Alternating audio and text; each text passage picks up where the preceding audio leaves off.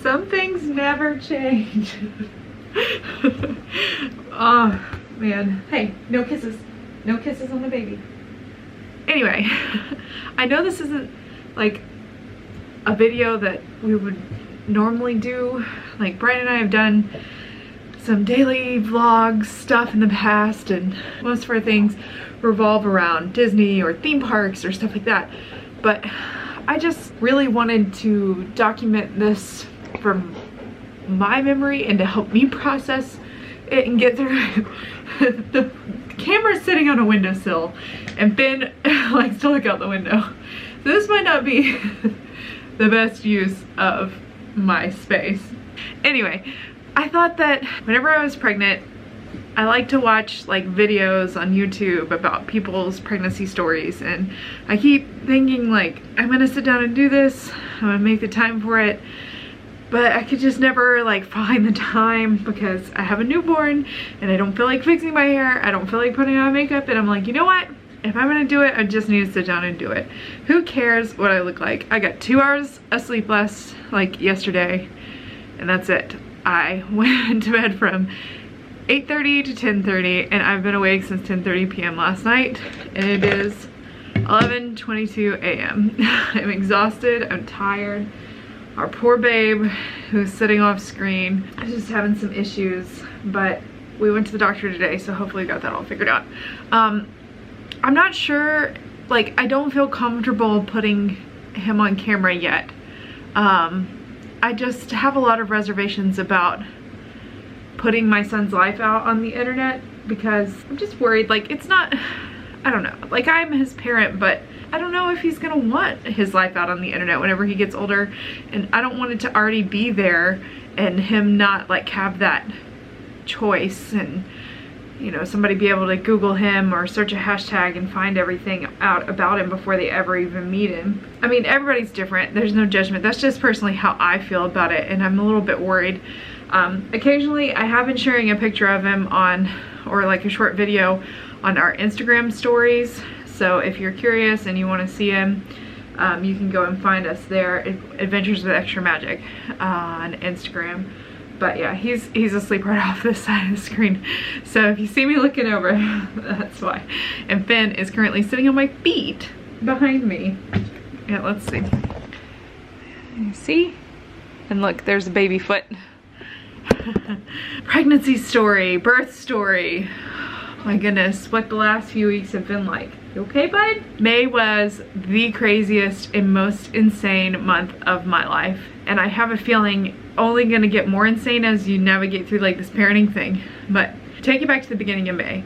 I started to have higher blood pressures probably in like April, and I could tell that they were getting bad because my hands were swollen, my feet were swollen, like I couldn't feel my fingers for forever, and that drove me insane because I need to use my hands to do fine motor stuff for work, and I couldn't feel my hands, so I had to like adapt and do different things, and it really pushed me and challenged me to find like new ways to do my job, which is good. I mean, it was good to have like a push, but I could just definitely tell something wasn't right with my body, and I kept trying to get my doctors to like check my blood pressure. I mean, they would do it at every visit, and they're like, oh, it's high, but it's not high enough for concern yet.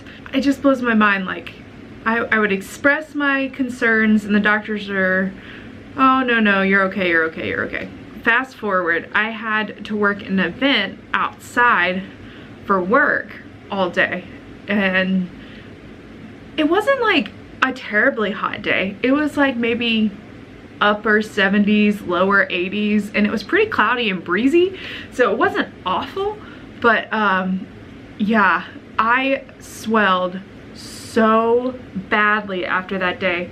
My feet were so swollen because not only did I work this event, then my car decided to break down on the way home, so I couldn't go directly to the house. I had to drive to the mechanic and then sit at the mechanic while they had to get me a new battery, because my battery started like smoking on the way home. Like, smoke was coming out of my air vents. So I had to sit at the mechanic for a couple hours while I was waiting on a new car battery, and the mechanic office didn't have air conditioning.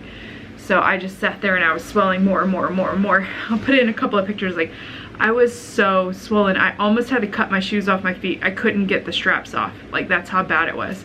It was really intense. And in hindsight, I should have never gone and done that event. And I wish I would have listened to myself and my body and my concerns a little bit better, because obviously, like, I knew, but I didn't want to disappoint people at work, because I really like my job and I like doing what I'm supposed to do. But yeah, I think that's really what did me in. And then the day after that, I had a doctor's appointment, and I purposefully scheduled it for the afternoon because all my appointments had been in the morning time, and my blood pressure had naturally been lower or whatever. So all my blood pressure and stuff had been lower, and I was just like, okay, well, maybe they need to see what I'm like at the end of a day. Oh, buddy, are you waking up? He's napping hard because he was up all night long. Anyway, I went in. It was like 4:30 or so in the afternoon. Like, I'd had plenty of time to be on my feet prior to that doctor's appointment, and they finally saw the swelling, which is the day after the outside event thing that I had to do for work too. And they finally saw the swelling, and we're like, oh. It was a nurse, like a nurse practitioner, that I finally got to listen to me, and then she did some extra testing and stuff. She's like, okay, it's Friday, it was gonna be a stormy weekend. It was the weekend of Mother's Day. It's like, you just need to take it easy, get off your feet, you know, just rest on the couch this weekend, and then we'll see you back early on Tuesday, and we'll kind of see how things are going. So I was to be resting all that weekend, but the problem was, the same time one of Brian's relatives was extremely sick, like got admitted into hospice, and Brian is like torn. Do I go and see my relative who lives in Virginia, or do I stay with my wife who's like basically one step away from bed rest at this point?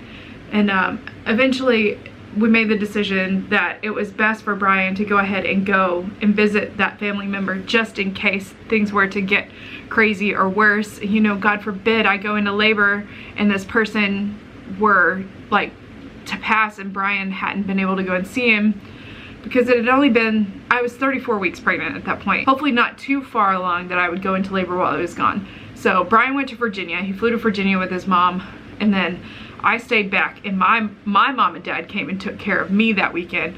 They cooked and cleaned and helped with the dog and all that kind of stuff, because I wasn't supposed to get off the couch. So Monday I went to work, it was normal, and then I get a phone call. Brian and I are going out. We're like, oh, I just really want a good meal.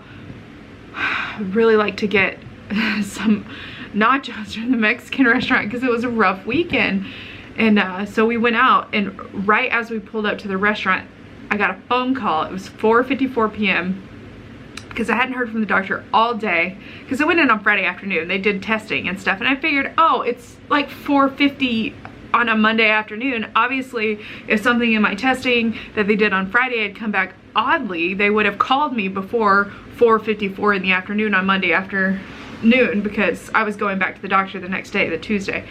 But so I get a call, and they're like, oh, we need you to come back in. We need you to get here earlier. Can you be here at, I don't even know, like whatever time they said. Like, it's important. We need to put in a non-stress test and have you hook up to the monitors and see the baby and make sure that his fetal movements are doing well. And I had never, like, I mean, I'd seen the non-stress test stuff, but I'd never imagined that that would be something that I was gonna have to do. And so I panicked. I was like, well, can I still go to work on Tuesday morning and, you know, tell people goodbye? Because I kind of had a feeling, I knew what was coming. And they said, yeah, it's fine. So I went to work, and then worked a half day and went to the doctor's office, got hooked up to the non-stress test on that Tuesday afternoon. This was Tuesday, May 14th, right? So everything was good with the non-stress test. Let me make sure. Yeah, my date, Tuesday, May 14th.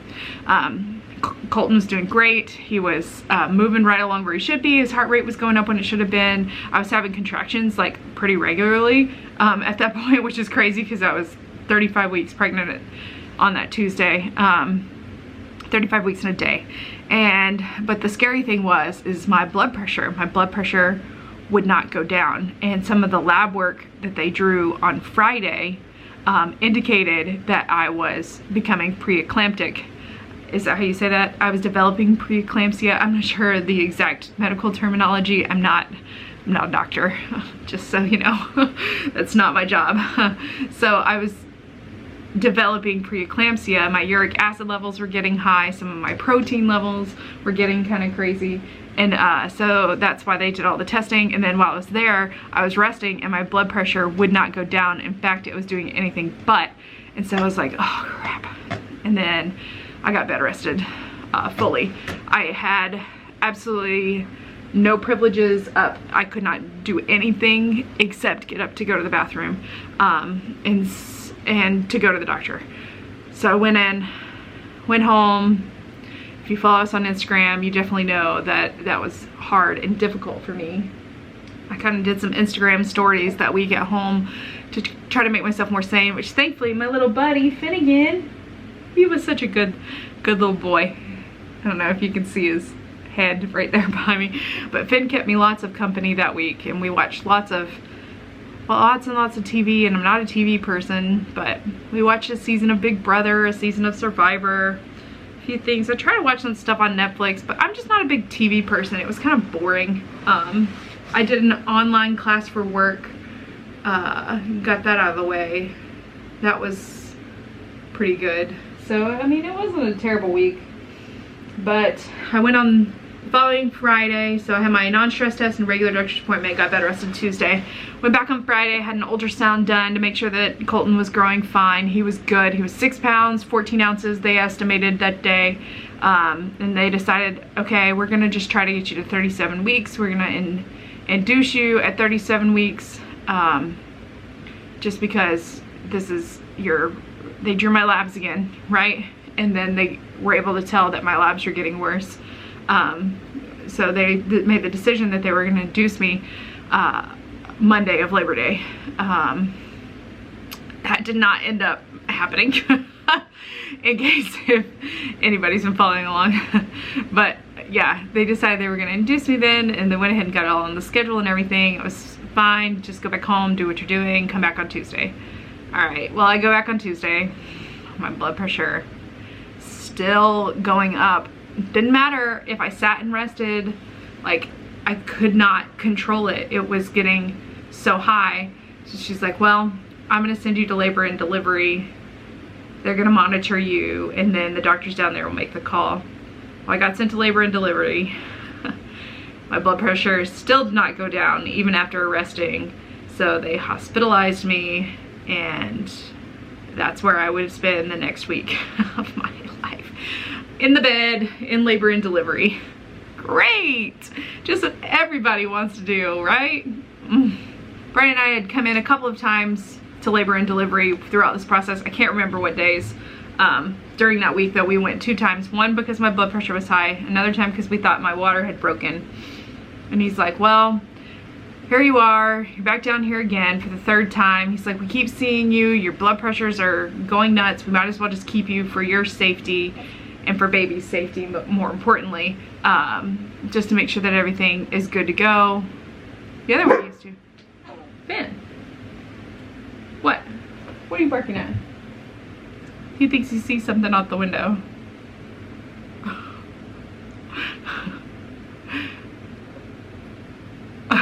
All the interruptions. I get hospitalized. Can I have my camera back, please? I get hospitalized. I'm there on Tuesday, Wednesday, Thursday. Periodically, I told Brian, I was like, please do not skip work. Like, there is no point of you sitting here with me. Go, go, go, get out of the way, go. Do you need to sit right there? Sit then, sit. I told Brian, I was like, please do not come and sit at the hospital unless if like I am in active labor. There is no point of you sitting there. Like, go to work, just, it'll help you, it'll help me, it is what it is, you know. Like, please do not come and bore yourself and sit at the hospital waiting on whatever we're waiting on at this point. Like, there's no point. So I hung out in labor and delivery by myself. Anyway, I did have some visitors, which made it a little less miserable. But on, what was it? Yeah, Friday afternoon,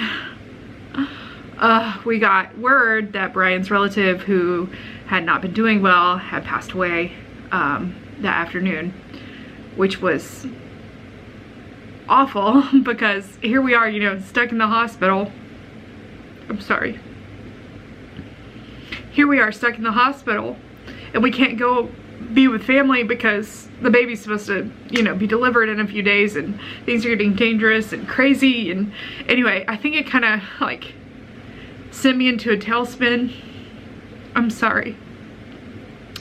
Excuse me, I don't mean to get emotional, but I think that is like ultimately probably like the tipping point, because it just like heightened my stress level. It was really hard to relax because I felt so bad about not being able to be there for family, which of course, I mean, of course I had a good excuse. Like, nobody was upset that we weren't able to be there, but I just felt so bad because I wanted to be and couldn't be. I'm gonna get it together.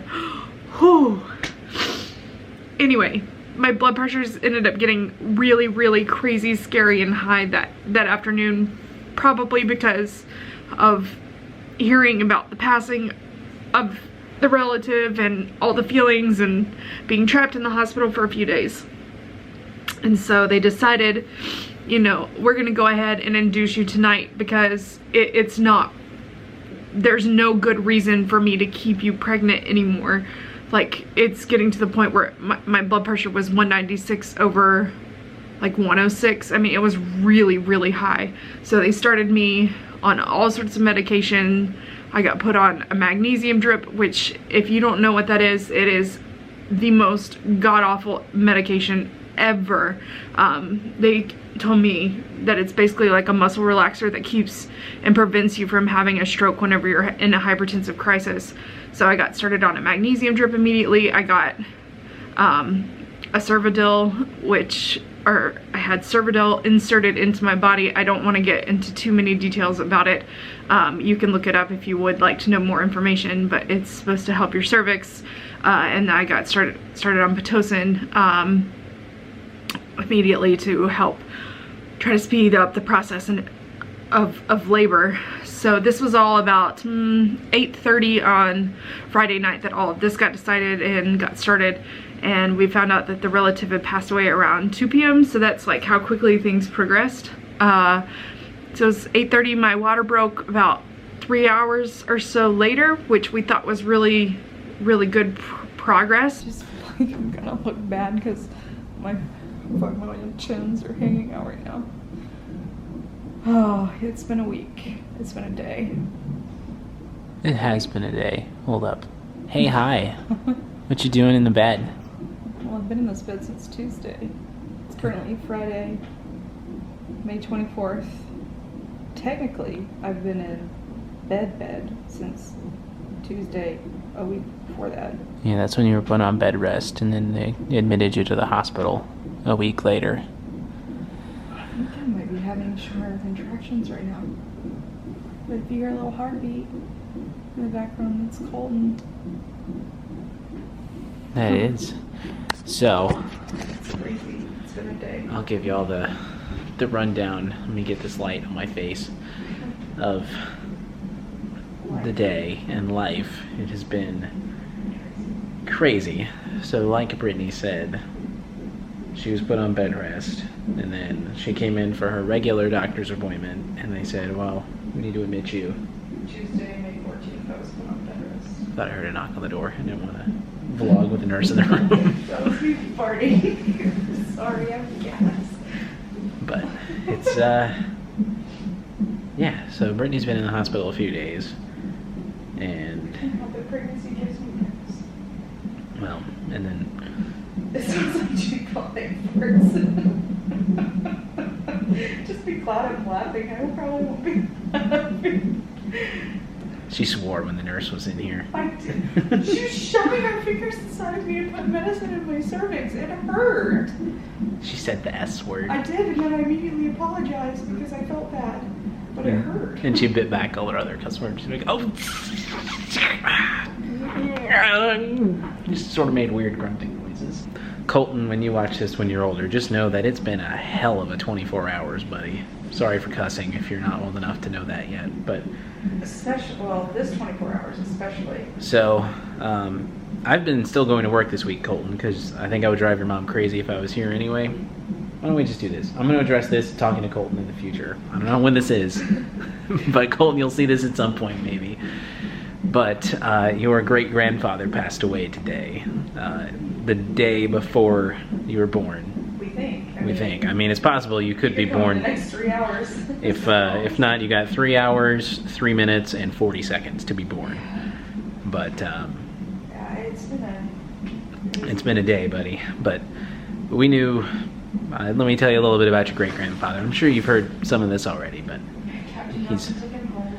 he's already died once, and he was on the plane with a guy named Captain Nelson, and he came back to life on the operating table.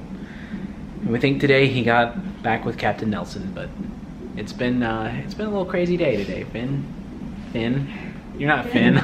You're Colton. You're not the dog. But I have to lay flat because they shoved a medicine inside my body so you can exit my body. So thanks for that. You see at my nose, buddy. It's about 9 o'clock. The day before you're set to arrive, hopefully. On Friday, May 24th, 2019. We're thinking you'll be born tomorrow. All I can say is, you better never call me from jail because I am not bailing you out. Call Grandpa. I'm bailing you out now. Never bailing you out. You've had one get out of jail free card, buddy, and unfortunately you cashed it in while you were in Mom's belly. Like, it happened very quickly, so we were very hopeful that, you know, we would be able to continue with, I say a natural birth, but I mean a vaginal birth.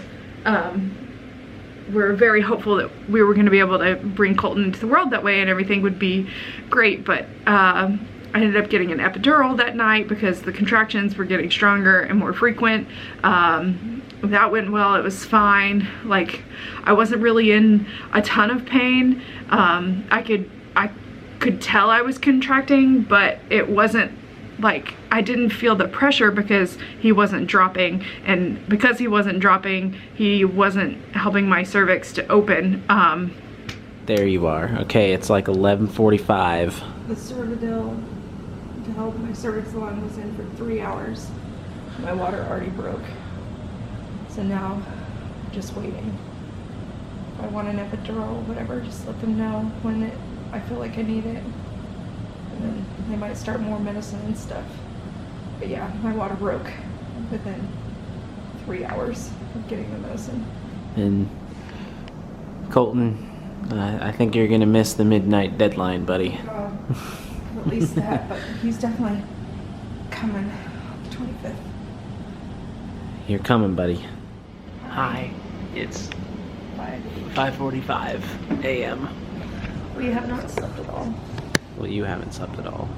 I've slept off and on for maybe a combined hour. I don't know what happened last, but my water broke, and it is a messy thing. A really messy thing. And it got everywhere twice. And now you're epiduraled and your legs fell off. And I have a catheter. There's a bag collecting my pee. It's right by my feet. But I don't feel anything. And it's nice. Well, good. And she told you to sleep, so we're not going to keep you on camera super long so you can sleep. But I have lots of IV meds and stuff. And I don't feel any pain. So, yay, epidurals. Yay. God bless epidurals. See you in a bit. No, you look pretty. Good morning. It is 9 a.m. almost 9 o'clock. Pretty much 9 o'clock straight up. So it's been, what, 10 hours since your water broke? Yeah, but about 12 hours since all this started. because they gave me the medicine at 8:30 last night. So I didn't get very much sleep. I'm feeling really very tired already. But they got me on Pitocin, and they're slowly increasing it. But I'm not feeling much because of the epidural, which is good. I don't want to feel the contractions, but I should be feeling pressure, and I don't feel pressure.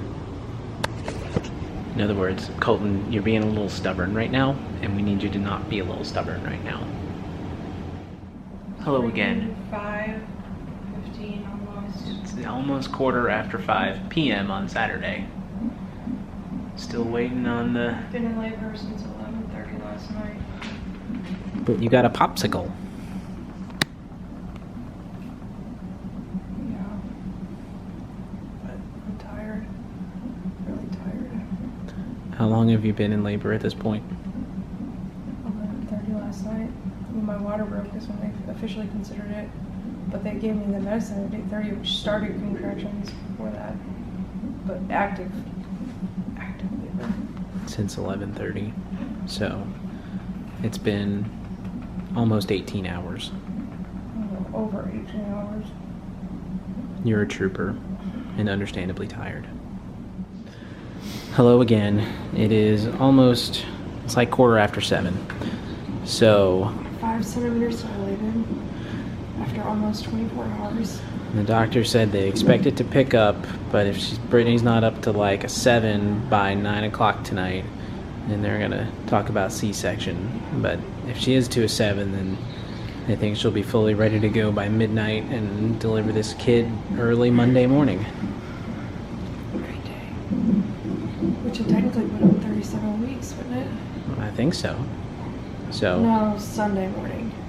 Oh, that's right. Today's Saturday. I've already lost track of days. Yeah. I haven't even had the kid yet, and I've already lost track of what day it is. But You're telling me I've been here since Tuesday. we're trying to entice him out with Harry Potter. Doesn't seem to be working yet. So finally it got to be Saturday at like, what was it? 8, 9 o'clock, Saturday at 8 or 9 o'clock. And I just wasn't, my cervix was not dilating enough. At this point I had been in labor for 24 hours that evening, and they had decided that there's just no good reason to continue, like they say, to keep me pregnant anymore, because it was getting too dangerous because of my blood pressures continuing to escalate with medication that they started with the magnesium, and they started me on blood pressure medication, and it was still going up consistently. So he decided that we were going to do a C-section at 9 o'clock, and all of a sudden the room just got mobbed with nurses. I mean, it was crazy, just absolutely crazy. They decided they were doing a C-section at 9, and by 10:05 he was out of my body. Like, that's how quickly it all happened. Which is, you know, it is what it is. I hate that I didn't get a better shot at delivering him naturally. I say naturally, but you know what I mean. But it got him here safely, and that's the most important thing. But gosh, yeah, it was rough. And then he immediately had to go to the NICU for 12 hours for monitoring because he was born early, and that's hospital policy. He was born 10:05 p.m., 7 pounds, 4 ounces. I did the thing. You did the thing. I was just kind of there for the ride. Yeah, well, you took him after, though. Yeah. This is chicken broth. This is the best chicken broth ever. Colton, you're in the NICU right now, out of precaution, because you were technically early, which we knew you were going to be. So you're spending the night down the hall from us. 7 pounds, 4 ounces, 10:05 p.m. May 25th. 2019. And you're a good feeder. You like to eat already, just like me. Yeah, and you eat fast like your mom. You don't waste your time with your food. But you came into this world, buddy. You didn't really cry. Yeah, it wasn't fussy at all. You cried when you were pulled out of the womb in the C-section, and then you didn't fuss again until you were mad that you got pulled away from mom and couldn't eat anymore. Yeah, sorry about that. Maybe I'm sure he'll remember. Yeah. And I watched the nurse draw your blood to test your blood sugar, so that was fun. Did you cry? I'm sure you did. You kind of, Colton, you kind of screwed up your face, and you made a little squeaky noise, but you didn't like pitch a fit. You were tough. You went through it. I was proud of you. Otherwise, he was healthy. We got to take him back. Brian was actually the first one of the family to hold him. He got to take him back into the waiting area into like the recovery or whatever, while I was stitched back up. And then I got to hold him for about 15 minutes, and then he got taken away. Which is really hard to, in case if you're wondering, and really scary. And then I still had to go back to the room and stay on magnesium for another 24 hours to make sure that I didn't have a stroke while he was in the NICU. So I couldn't even leave and like go see him. It was terrible. He came back to us for a little while, but his blood sugars were dropping and his respiratory rates were high, so he kept getting flip-flopped between us and the NICU for like the first 24 hours of birth, and then finally after they just decided to keep him in the NICU. So Sunday afternoon, like later that evening, they just decided, hey, he needs to come back, and he stayed at the NICU until we went home on Tuesday. And that was awful. They finally got me off magnesium on Sunday evening, so this is like 24 hours after his birth. They finally got me off magnesium, so we were going down to the NICU every 3 hours for his feedings, which was how often they'd allow it, and the only time that we were allowed to hold him. So we would go down and try to work on breastfeeding, and then he had to supplement with formula because his blood sugars were dropping so low. It wasn't like an option. Like, he had to have it. All right, Colton, you are 22 hours old. They took you away from us again. They already took you back. About an hour ago, like, they came in to check him and he was breathing too fast. So they didn't want to feed him just in case he breathed it down and got pneumonia from it. So they took him back to the NICU again. And they're going to keep him overnight. He was there last night, and he was there for about 12 hours. He came back. Yeah, they brought him, it was a little early. They got him out here early to us. And that was great. Or got you out early to us. But now they took you back and I'm still stuck in this bed. So it's a little after 8 o'clock. I've been stuck in this bed for forever. I can't even help get up and help take care of him or walk down to the NICU and see him. I'm just so overwhelmed. It's awful. Everybody kept saying, like, just wait till he's here and then you can hold him and it's all worth it. But I can't even do that because I'm stuck to this stupid IV pole with a freaking muscle relaxer so I don't have a stroke. It's just terrible. So Brittany has to be on the magnesium, and that goes until 10, so got a little over an hour. But the nurse did make it sound like I was going to be able to just get up and go freely like everybody was saying. They might be able to wheel you down there. But you gotta get to 10 o'clock. That's what we're doing. It's gonna be a grind. I would have put on clothes. And we'll go see Colton in the NICU. Get all the snot out of my nose. Stop hyperventilating because it hurts my incision. It's been a really emotional afternoon. Hello, hi, good morning. I'm a little drugged. It's Memorial Day.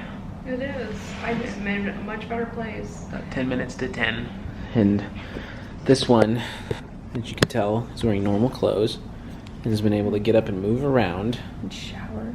and take a shower, and it has made a noticeable difference. I feel like myself, minus the narcotic that I'm on right now. I've been trying really hard to do this without narcotic, but last night, all of the pain medication that they wore off, or that they gave me wore off, like the medicine for where they put in like the block or whatever so I couldn't feel. My legs came off and and the anti-inflammatory, it all wore off at the same time, and it was really bad. Well, Colton, right now you are still in the NICU, buddy. They took you back yesterday to monitor your breathing, and right now we're just waiting on the doctor to come and give you the all clear, then you'll come back to us. And then hopefully stay. And then hopefully We're stay. supposed to hopefully go home tomorrow. I've been here for almost a whole week. This is day 7 for Brittany. Well, unless if you're counting your first day as a full day. I mean, it was like a half day. Yeah. I came in for my doctor's appointment at 1:15 and they didn't let me go home. So. And it's now the following Monday. So hopefully we'll go home tomorrow with everybody in tow. Hopefully so. I'd love to get out of here. I'd love for you to get out of here too. Really. They kept him starting around noon. They wanted to do 24-hour monitoring, check his blood sugar every 6 hours. It was 60. It's really good. It has to be a minimum of 40. So he's well above. Yeah. They took him yesterday afternoon and he's been in there since, but if his blood sugar stays up, which so far it has, and we have no reason to believe it won't, then You get to take him. he'll come back tomorrow, and then hopefully we'll be going on home.